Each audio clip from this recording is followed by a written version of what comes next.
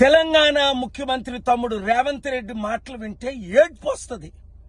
మమ్మల్ని దొంగల్లా చూస్తున్నారు, మమ్మల్ని భిక్షగాల్లా చూస్తున్నారు, ఢిల్లీలో మాకు అపాయింట్మెంట్ లేవు, విదేశాల నుంచి డబ్బు తేలేము, శాలరీలు కట్టలేము, మమ్మల్ని మొక్కలు చేసుకొని తిన్నా. వినండి, రాష్ట్రం ఆర్థికంగా బాగలేదు, అప్పు పుడతలేదు, అనా పైసా ఎవడు ఇస్తలేడు. ఎవరినైనా కలవడానికి పోతే బ్యాంకర్లు దొంగలను చూసినట్టు చూస్తున్నారు తెలంగాణ రాష్ట్ర ప్రతినిధులను. ఎవడు ఢిల్లీకి పోతే అపాయింట్మెంట్ కూడా ఇస్తలేడు, వీడు వస్తే చెప్పులు కూడా ఎత్తుకుపోతాడేమో అన్నట్టుగా ఆ పరిస్థితి ఉంది దేశం ముందల.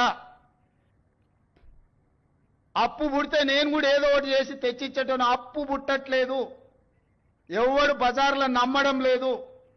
స్వీయ నియంత్రణనే దీనికి పరిష్కారము. ఉన్నంతలో గౌరవంగా సంసారాన్ని నడిపితే బజార్లో ఎవడైనా నమ్ముతాడు.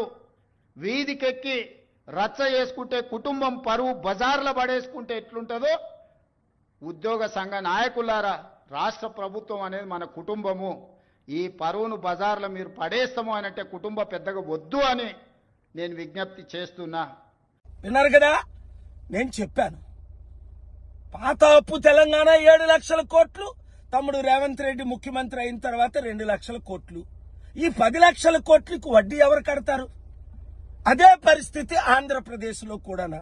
తెలుగు ప్రజలారా, ఈ ముఖ్యమంత్రులు మారి నాతో పాటు గత వారం వాషింగ్టన్ డీసీలో, అమెరికాలో, 2 వారాల క్రిందట టర్కీ, యూరోప్లో సమిట్లకు వచ్చుంటే 100,000 కోట్లు, కనీసం సంవత్సరానికి 1,02 కోట్లు తెచ్చుకున్నా నిరుద్యోగులు ఆత్మహత్య చేసుకోరు, రైతులు ఆత్మహత్య చేసుకోరు, జీతాలు ఉద్యోగస్తులకు ఇవ్వచ్చు, ఇన్వెస్ట్మెంట్లు తేవచ్చు, అభివృద్ధి చేయొచ్చు. అంటే కలుద్దాం అంటారు, మరి కలరు. వాళ్ళు కలిసేటట్టు ప్రార్థించండి. ఈ వీడియో వారికి చేరేటట్టు ప్రతి మీడియా బ్రాడ్కాస్ట్ చేయండి, షేర్ చేయండి. లేదంటే ఇప్పుడున్న రాజకీయ నాయకులు చిత్తుగా అన్ని పార్టీలు ఓడించి ప్రజాశాంతి పార్టీని గెలిపించి రాష్ట్రాల్ని, దేశాన్ని కాపాడుకుందాం. Thank you very much.